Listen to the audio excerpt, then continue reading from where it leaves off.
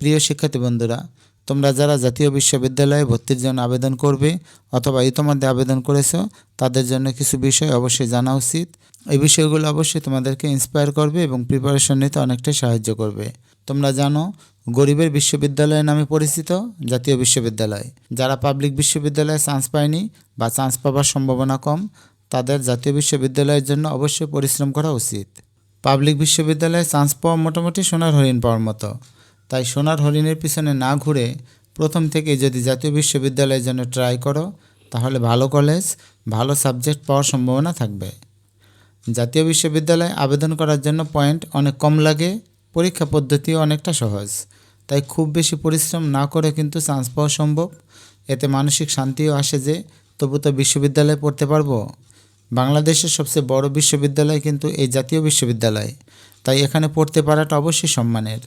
Public বিশ্ববিদ্যালয়ের শিক্ষার্থীরা যতই সমালোচনা করুক, জাতীয় বিশ্ববিদ্যালয় থেকেও ভালো রেজাল্ট করে জীবনে ভালোভাবে প্রতিষ্ঠিত হওয়া যায়। পাবলিক বিশ্ববিদ্যালয় থেকে পাশ করলে ভালো চাকরি, আর জাতীয় বিশ্ববিদ্যালয় থেকে পাশ করলে ভালো জব পাওয়া যাবে না বা প্রতিষ্ঠিত হওয়া যাবে না, এটা একটা পুরনো ধারণা। যোগ্যতা আর রেজাল্টের মূল্যায়ন আগে, তাই এখানেও যথেষ্ট সম্ভাবনা আছে।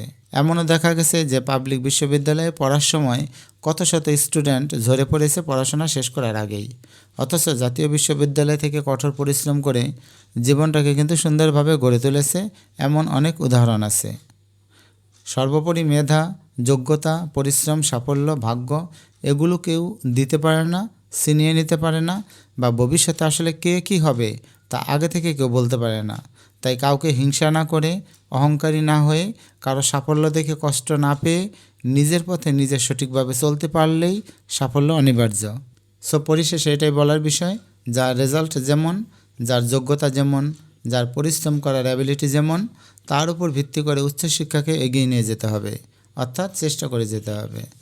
And finally, it can be said that only God knows what will happen to you. So you should try more and more. Best of luck.